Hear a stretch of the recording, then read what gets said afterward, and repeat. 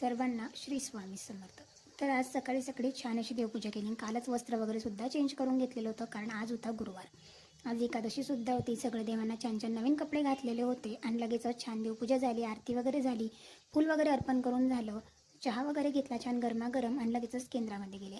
गुरुवार होता म्हटल्यावर आज केंद्र पूर्णपणे भरलेलं होतं. खूप जास्त गर्दीसुद्धा केंद्रामध्ये होती आणि असे छान वाटतं जेव्हा सामायिक सेवा आपल्या सामायिक स्वरूपामध्ये पार पडतात. महाराजांना सुद्धा छान असं सजवलेलं होतं. नंतर घरी आली, आलूची भाजी बनवली, थोडासा चिवडा, असं छान असं दोघांनी जेवण केलं. नंतर लगेचच आमच्या टिफिनमध्ये मला दशम्या बनवायच्या होत्या. अगदी छान मऊसूत ह्या दशम्या जर अशा पद्धतीने बनवल्या ना, तर 8 दिवस अगदी प्रवासामध्ये टिकूनसुद्धा राहतात आणि अगदी छान अशा मऊसूत होतात. तर मी कशा पद्धतीने दशम्या बनवते तुम्हाला जर बघायच्या असतील तर नक्कीच कमेंट करा, जेणेकरून फुल ब्लॉग मी लवकरच अपलोड करेन. अशा पद्धतीने छान गरमागरम दशम्या वगैरे बनवून घेतल्या. सुद्धा गेले जॉबला. नंतर बाकीची जी काही कामं होती ती आवरली, सेवासुद्धा केल्या, कारण आज होता गुरुवार.